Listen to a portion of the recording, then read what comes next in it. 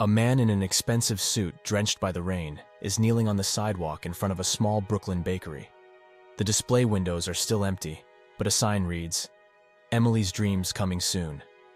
He holds a tiny toy broom in his hands. Next to him, a little boy watches silently. Then a woman appears at the doorway, her eyes red, but her gaze steady. He had everything, except someone who truly loved him. So he hid behind an old uniform and a broom. But what he never expected was to find love in the most unexpected place, and that the truth would cost him more than any fortune. The muffled sound of rain tapping against the windows echoes through the silent penthouse.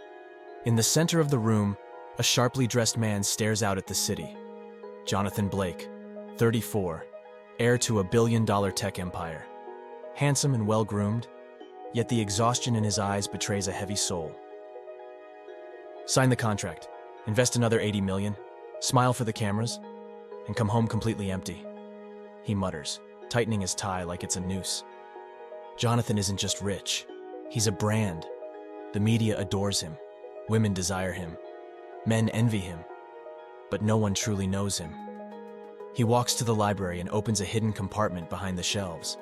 Inside is something no one would expect, a janitor badge from Marty's Diner, a humble Brooklyn eatery, along with a worn baseball cap and a crumpled uniform. "Mr. Blake, are you really going through with this?"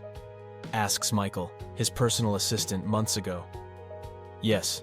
If I want to see the real world, I have to stop being Jonathan Blake. For now, I just want to be John Carter."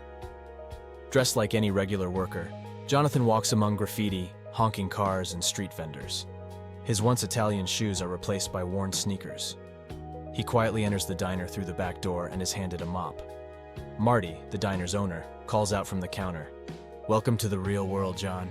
Around here, the floor's more honest than any red carpet." Jonathan smiles for the first time in ages. And it's there, between dirty dishes and the smell of coffee, that his real story begins. The smell of sizzling bacon and fresh-baked bread fills the small diner as the first morning customers stumble in, eyes barely open, asking for coffee. Behind the griddle, surrounded by steam and noise, stands Emily Dawson, 31 years old, hair tied back, apron stained, yet a delicate light glows in her eyes. Despite exhaustion, she smiles gently at everyone. "Good morning, Mr. Carmichael. The strawberry waffles, as always?" she asks warmly. "You know me better than my wife, Emily," the man jokes, sparking chuckles across the counter.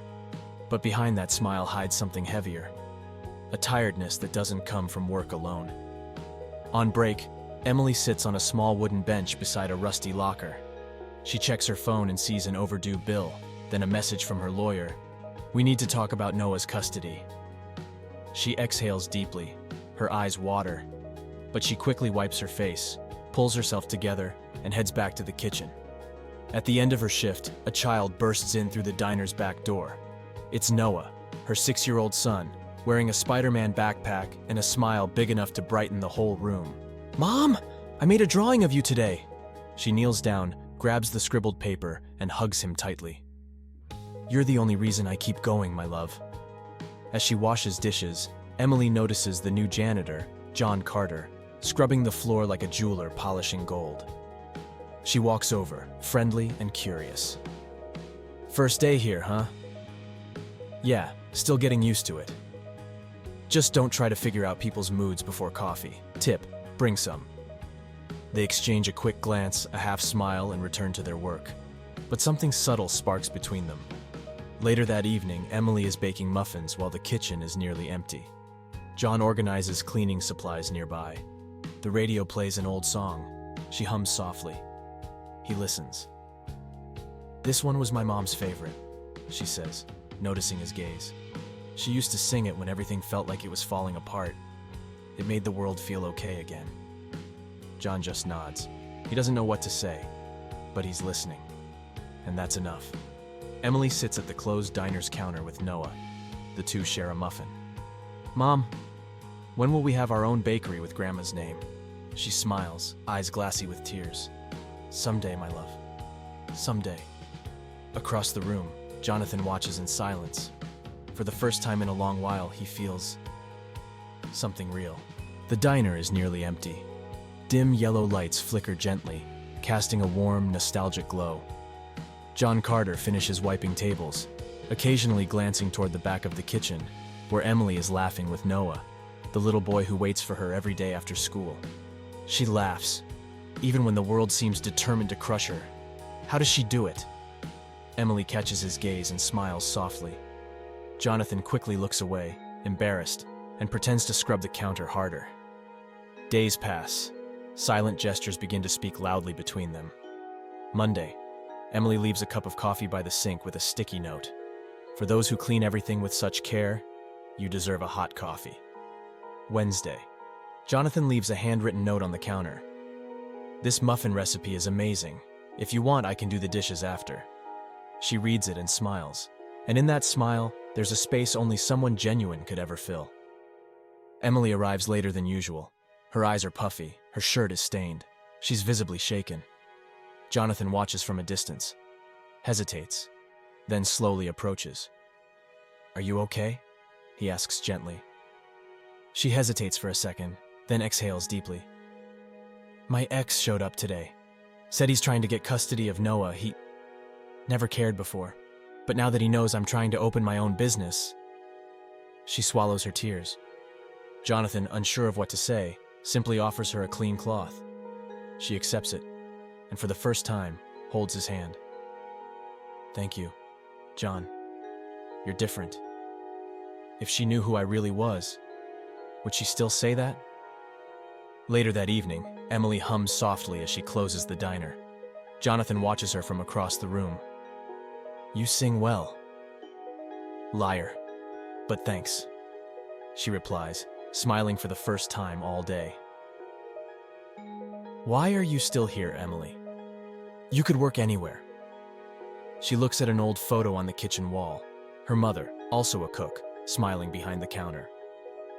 "Because this place reminds me of her, and because if I left, I wouldn't get to see you clean the floor like it's made of gold." They laugh. The bond grows, but between them still lies the weight of a hidden truth. Emily leaves a muffin on the counter with a note. "For the most mysterious janitor I've ever met." Jonathan reads it, smiles, and puts it in his pocket. The same pocket where he keeps the shiny Blake Tech business card. The clouds hang low over Brooklyn. Night falls quickly, and a rumble of thunder rolls in the distance. Jonathan locks the back door as Emily finishes storing the day's ingredients. The air is heavy, thick with humidity. Tension crackles like static. Suddenly, a lightning bolt flashes across the sky, and all the diner's lights go out. "Oh no, not now," Emily mutters, tapping her phone's flashlight. Jonathan lights the kitchen with his own phone. Rainwater starts dripping through the poorly sealed windows, forming a small puddle near the freezer. "I'll grab some towels," he says, running to the storage room. "Careful, the floor is..." "Slip." Jonathan slips. But before he hits the ground, Emily grabs his arm. The two laugh nervously, still catching their breath from the scare. With the rain pounding the roof, they huddle inside the kitchen near the oven, the only warm spot left. Emily wraps a towel around her shoulders. Jonathan removes his soaked shirt, revealing a plain t-shirt beneath. It's the first time she sees him, vulnerable. "You know," she begins, staring into the dark, "when it storms like this, I remember the night I lost my mom. We were in the kitchen too. She was listening to Billie Holiday, and she told me, 'We can always warm the world with the smell of fresh bread.'" She smiles softly, pain buried beneath it. Jonathan, moved, simply watches her. "You miss her every day, don't you?" he asks. She nods in silence. "And you, John? Who do you miss?" Jonathan hesitates, looks at his hands. "Myself. I think I lost me somewhere between everyone's expectations and the fear of being seen for real." Emily looks at him, and in that moment, there's no cook and janitor. Just two souls, seeing each other as they truly are. Wind rattles the windows. The flashlight flickers. Jonathan and Emily sit side by side on the floor, wrapped in a makeshift blanket made of aprons. She rests her head on his shoulder. "You make me forget the world out there, John." He slowly turns his head. Their eyes lock. The tension builds. Their lips draw closer. but Jonathan pulls back. He stands up suddenly. I'm sorry. I can't. Emily, confused, whispers, "Why not?" Jonathan avoids her gaze, grabs his shirt and slips out the back door, right into the pouring rain. Emily sits alone in the kitchen, her face still damp, now not just from the rain. She looks at the empty space beside her and murmurs, "Why does it feel like he's running from himself?" The sun sets golden over the neighborhood. Red and gold balloons decorate the diner's entrance. Today marks the 20th anniversary of Marty's Diner, and the staff is throwing a small party with longtime customers, retro music, and homemade food. Jonathan is cleaning the front windows more carefully than usual. Emily walks in with a new apron, her hair down, and a glow in her eyes that stops his heart for a moment. "Aren't you going to dance, janitor?" She teases, handing him a slice of cake. "Only with someone who knows how to laugh at herself," he replies without thinking. She blushes. Emily sings an old tune with Marty on a makeshift mic. Everyone claps. Noah runs around, munching marshmallows and trying to perform magic tricks with napkins. Jonathan smiles. He feels part of something. Not as the billionaire out of place, but as someone real. Then discreetly, he sends a text to a trusted old friend. "Come to the party, just dress casually. I want you to meet someone." 20 minutes later, Logan Mills walks into the diner, CEO of an international fintech. Even dressed down, he radiates wealth. A server whispers, "Is that Logan Mills?" One of the younger workers, Derek, addicted to social media, quickly pulls up a photo of Logan, with Jonathan Blake, both in suits, on the cover of Forbes. He leans toward a coworker. "Wait, is that the janitor? No way." Derek, nosy and impulsive, walks up to Emily. "Did you know your janitor buddy is, like, a billionaire? I think he lied to everyone." Emily freezes. She scans the room, sees Logan and Jonathan talking in the corner. Her face hardens. She walks over slowly. "John?" Jonathan turns. One look at her face and his stomach sinks. "Emily, I can explain. Explain that you lied about everything? That you came in here pretending to be someone you're not. That's not it. I just needed to find someone who could see me without the weight of my name. And you thought deceiving real people was the way to do that?" Her words hit harder than any punch. She grabs her apron and heads out the back door, Noah following behind. Jonathan, alone among the remains of the party, sits on the kitchen floor. Next to him, a piece of cake remains untouched. He takes out the John Carter badge, stares at it, and slips it back into his pocket. For a moment, I was someone. And now I might have lost everything. The diner is silent. Chairs still sit upside down on the tables. Deflated balloons hang from the ceiling. Emily enters through the back door, her apron folded in her arms. Noah isn't with her. She looks around, takes a deep breath, and begins cleaning. Alone, in silence. Meanwhile, Jonathan sits in his loft, surrounded by fine art and cutting-edge tech. But everything feels lifeless. He holds the John Carter janitor badge in his hands, staring at it as if facing another version of himself. In the background, the TV plays a live interview with Logan Mills. "Yes, I was at Marty's Diner. Jonathan Blake, he's taking some time for himself. A genius. Even dressed as a janitor." Jonathan switches off the TV and mutters, "You just destroyed the only place I felt alive." Later that day, Jonathan walks to the back of the diner. Emily is just leaving, umbrella in hand. He waits for her to notice him, and she does. "Emily, please, just give me 1 minute."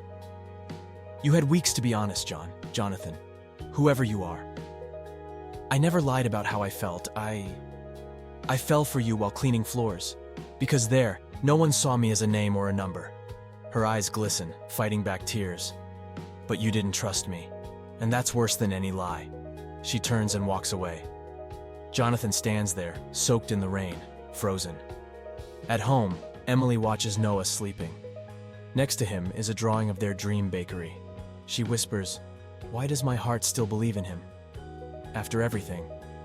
Jonathan, alone in his office, opens a folder full of business documents. On top, a multi-million-dollar investment contract. He flips through, then tears it in half. Instead, he begins writing something by hand. "Maybe love begins when we stop trying to prove who we are, and start giving what we feel. The trees are in full bloom. Spring air drifts through the streets with a light breeze and a sense of renewal. Emily holds the key to a new door, a small storefront in the heart of Brooklyn, sign yet to be installed. She turns the key and steps in. The space is empty, except for an envelope resting on the counter. She opens it carefully. Inside is a handwritten letter.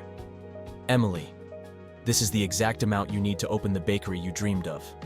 No contracts, no conditions, no name. Just someone who believes in you, the way you believed in me, even when I didn't deserve it. J.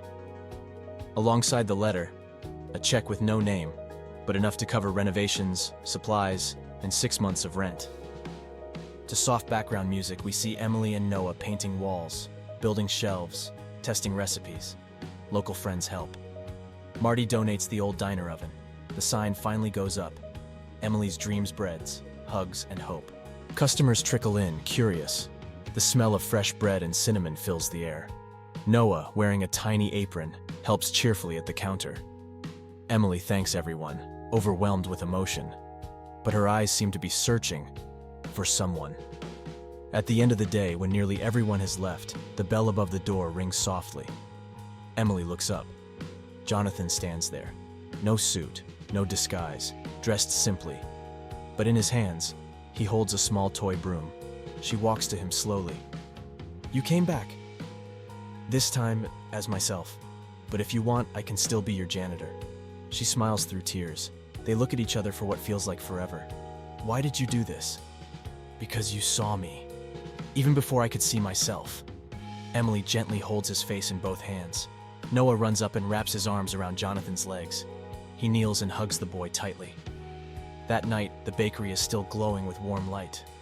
Emily, Jonathan, and Noah sit together, sharing fresh bread. In the window, a sign shines. Family begins when truth walks through the door. He pretended to be a janitor to escape who he was. But only when he took off the mask did he find a home. And she, carrying the world on her shoulders, discovered that love can be simple. Like warm bread, a smile, and someone willing to stay. Imagine for a moment that you are Jonathan Blake. Wealthy, respected, surrounded by everything the world says matters. And yet, in the silence of your most expensive room, you haven't heard your own voice in years. You're applauded by everyone, but truly known by no one. You can't remember the last time someone saw you, without labels, titles, or numbers. So to find yourself again, you decide to disappear. Now imagine that you are Emily Dawson, a single mother, tired, strong, because life gave you no other choice. Smiling every day because there's a little boy who thinks you're a superhero. Carrying the weight of bills, memories, and dreams, with no time to fall apart. And still, you believe in love, not the movie kind, but the kind that grows amid real-life messes. The simple kind, the kind that stays. Jonathan and Emily are two sides of the same absence, the absence of truth. He hides because he has too much. She hides because she's had too little. He searches for someone who will see him for who he really is. She longs for someone who won't leave when the world collapses. And maybe this story is about all of us. How many times have we pretended to be someone else, out of fear we wouldn't be loved as we are? How often have we refused to trust, to open up, because someone once used our truth against us? Jonathan only found home when he removed his armor. Emily only believed again when she let pride step aside. Life doesn't demand perfection. It asks for courage. Courage to be honest. Courage to forgive. Courage to stay, even when it's easier to walk away. Love isn't built with flowers, but with presence. Not with empty promises, but with real gestures. Sometimes all someone needs is a warm cup of coffee. A sincere note. A quiet, "I see you," spoken from the heart. So next time someone steps into your life, don't look at what they have or what they lack. Look at what pulses, what overflows. Because maybe love is hiding behind a mop or a tired smile, just waiting for someone to see it. Maybe the most honest question this story asks isn't about who lied, but about who we've stopped being. Because deep down, we've all been a little like Jonathan, putting on masks to fit in, filling the void with achievements, trying to buy what only affection can provide. And at some point, we've all been like Emily, too strong because we had to be, used to carrying everything alone, afraid to believe again, because hope makes the fall hurt more. Their story is a mirror. How often do we doubt someone who seems too good? How often do we push people away for fear of being let down again? Maybe this isn't just about romantic love. Maybe it's about allowing ourselves to feel, to leave the door slightly open, even after everything. Because the truth is, we're all trying to be seen, heard, understood, trying to find someone who sees beyond our job titles, clothes, or curated feeds. We all crave someone who sees who we are when no one's watching, and today that's rare. But this story also shows us the power of small things. A note, a coffee, a smile at the end of a long shift. Sometimes that's what saves a person's day. Sometimes it saves a heart. Jonathan had to lose everything to see the beauty in being simple. Emily had to nearly give up to find out she could trust again. And maybe your story is still unfolding. Maybe you're still hiding from who you are, or protecting what little feeling you've got left. But what if you stopped today? What if you dropped the armor? What if you let someone in, even if you're afraid? What if this story is about you?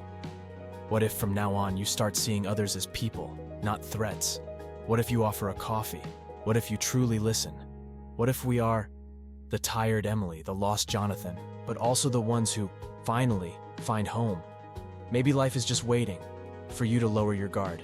And when you do, may you find someone who says, "If you want, I can still be your janitor."